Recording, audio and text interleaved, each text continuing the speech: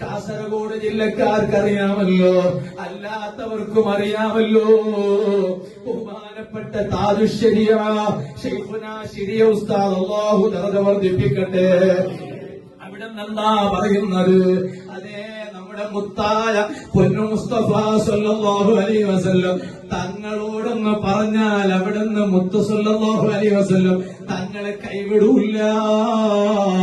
എന്നിട്ട് മഹാനവരികൾ പറയാണ്, അതേ, ഒരു പ്രസവം നടക്കുന്നു എന്നറിയുമ്പോഴേക്ക് ഒരു കുട്ടിയുടെ ഉമ്മാമ ഓടി വരൂല്ലേ? എന്നിട്ടോ ആ പ്രസവത്തിന് കിടക്കുന്ന കുട്ടിയെ, അതാ ആ പെൺകുട്ടിയെ ഉമ്മാമയങ്ങ് വല്യുമ്മയങ്ങ് തടവി കൊടുക്കുന്നു. ഓതിപ്പറയേണ്ടതൊക്കെ ഓതിപ്പറയുന്നു, ചൊല്ലിപ്പറയേണ്ടതൊക്കെ ചൊല്ലിപ്പറയുന്നു, ദുആ ചെയ്യുന്നു, പുറം തടവി കൊടുക്കുന്നു, വയറ് തടവി കൊടുക്കുന്നു.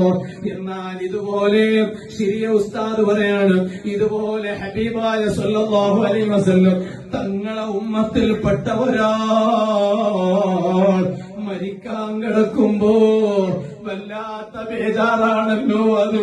ഉമ്മത്ത് മുഴുവനും സ്വർഗത്തിൽ പോകണമെന്ന് ആഗ്രഹിച്ച ആഗ്രഹമാണല്ലോ അത്.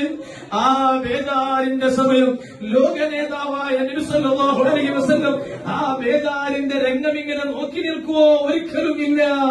ശൈഖുനാ താജുശ്ശരിയ ശരിയ ഉസ്താദ് പറയാണ്, ഒരിക്കലും ആ ബേജാറിന്റെ രംഗം നോക്കി നിൽക്കൂല.